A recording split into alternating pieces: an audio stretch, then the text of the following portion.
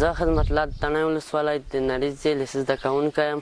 موږ د خپاره جوړه کړې دو د پیچګرۍ څخه مې کور وخوستی دی د سیرون د پیپونو څخه. د سیرون پیپونه دي دغه پیچګرۍ ته فشار ورکوي. دا کې ننه اوبه دي. داس پلاستیک څخه مې هم کور کې وخوستی دی. داسې نرس څخه کور نه راکې وخوستی شوی دی.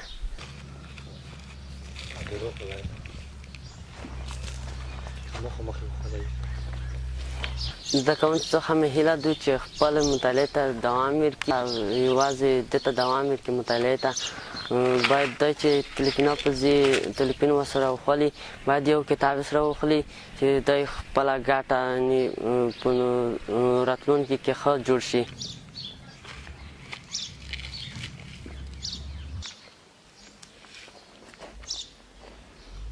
نوم مې رحیم الله د خوست ولایت تڼیو ولسوالۍ د سنقۍ لیسې د امیر په حیث دنده اجرا کوم.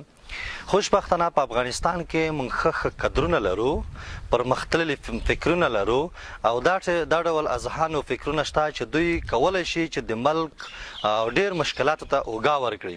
خو بدبختانه چې په دولت کې په افغانستان دولت داسې یوه کمیټه نه ده ایجاد کړي تر څو همدغه ستونزو ته د دغه زده کوونکو د تشویق لپاره د دوی د مالي ستونزو د حل لپاره همدا ستونزې ورحل کړي او تر څو تشویق شي.